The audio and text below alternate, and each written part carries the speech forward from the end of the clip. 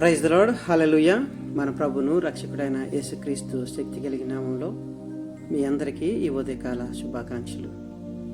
ఈరోజు దేవుని వాక్యము, భయపడకము, నేను నీ దేవుడినై ఉన్నాను, దిగులు పడకము, నేను నిన్ను బలపరుతున్నాను, నీకు సహాయం చేయవాడను నేనే, నీతియను నా దక్షిణ హస్తముతో నిన్ను ఆదుకుందును.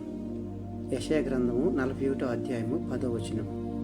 ఈ వచనం చివరి లైన్లో నా దక్షిణ హస్తంతో నిన్ను ఆదుకొందును అని రాయబడి ఉన్నది.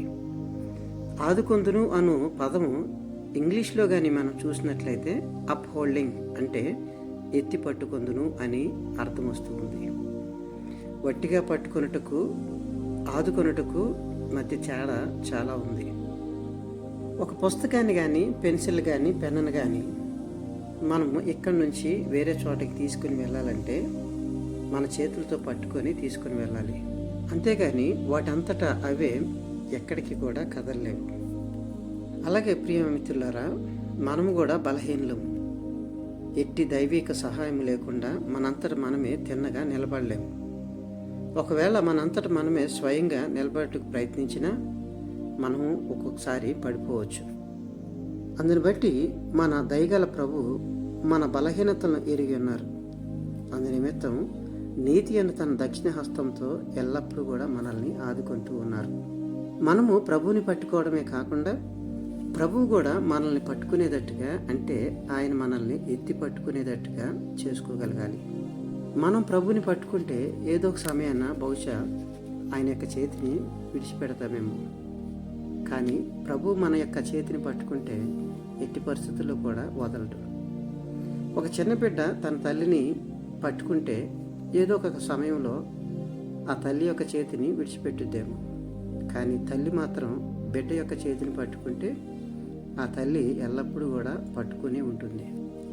యోధా పత్రిక 24వ వచనం అలాగే 25వ వచనం ప్రకారం, ఇప్పుడు తొట్టిల్లకుండా మిమ్మల్ని కాపాడుటకును తన మహిమ సన్నిధి ఎదుట మిమ్మల్ని నిర్దోషులుగా నిలవబెట్టుటకును శక్తిగలవాడు ఆయనే. కాబట్టి మనమే స్వయంగా నిటారుగా నిలబడలేకపోయినను మనము కింద పడిపోకుండా ఉండుటకు మన ప్రభు మనల్ని ఆదుకొనిచున్నాడు. కాబట్టి ప్రియమిత్రులారా, మనం ఎట్టి పరిస్థితుల్లో కూడా భయపడొద్దు, మనం దిగులు చెందొద్దు. ఎందుకంటే దేవుడు మనల్ని బలపరుతానని దేవుని యొక్క వాక్యం ద్వారా మనం ఈరోజు వింటూ ఉన్నాం. కాబట్టి దేవుని మీద నమ్మకం ఉంచుకొని విశ్వాసంతో ముందుకు వెళ్తే ఆయన దక్షిణ హస్తంతో మనందరినీ కూడా ఆదుకుంటాడు. అటు కృప దేవుడు మనందరికీ దయచేయునుగాక. ఆమేన్. ప్రార్థన. కృపా కనికరం కలిగిన తండ్రి యేసు ప్రభువా, మీకు వందనాలు. ఈ దినాన్ని మాకు అనుగ్రహించినట్టు ఈ యొక్క వాక్యాన్ని బట్టి మీ స్తుతులు, మీ స్తోత్రాలు చెల్లిస్తున్నాం. భయపడొద్దని నీ వాక్యం ద్వారా తెలియపరుస్తూ ఉన్నారు. దిగులు పడొద్దని, మమ్మల్ని అందరినీ కూడా బలపరుస్తానని, మీ దక్షిణ హస్తంతో మమ్మల్ని ఆదుకుంటారని మీరు మాకు స్పష్టంగా చెప్పినందుకే మీకు స్తుతులు, మీ స్తోత్రాలు. తండ్రి, మా దగ్గర నుంచి మీరు కోరుకునేది మీ మీద నమ్మకం ఉంచటం. ఆ నమ్మకాన్ని ప్రభా మేము ఎల్లప్పుడూ కాపాడుకుంటూ ఒక నిరీక్షణ విశ్వాసంతో మేము ముందుకు సాగుతూ మీ ద్వారా ప్రభా ఎన్నో ఆశీర్వాదాలు, దీవెనలు పొందుకోగలిగే భాగ్యాన్ని మాకు దయచేయమని మిమ్మల్ని వేడుకుంటున్నాం. నూతన దినాన్ని మాకు దయచేసినందుకే వందనాలు. ఇప్పటి వరకు కాపాడినందుకు కూడా మీకు వందనాలు.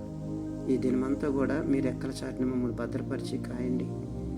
ఏదోటి శోధనలోనికి మేము పడిపోకుండా మీ యొక్క శక్తితో, మీ బలంతో, మీ యొక్క ఆత్మతో మమ్మల్ని నింపి ముందుకు నడిపిస్తూ మీకు అనుకూలమైన జీవితాన్ని మేము జీవిస్తూ మీ ద్వారా ఎన్నో అద్భుతకరమైన కార్యాలు, ఆశీర్వాద కార్యాలు మా జీవితంలో జరిగినట్లు సహాయం దయచేసి నడిపించమని సమస్త ఘనత మీకు ఆరోపిస్తూ యేసుక్రీస్తు నామములో అడిగి వేడుకొనుచున్నాము తండ్రి. ఆమేన్. ప్రభు మనందరినీ బాగా దీవించును గాక. May God bless you all.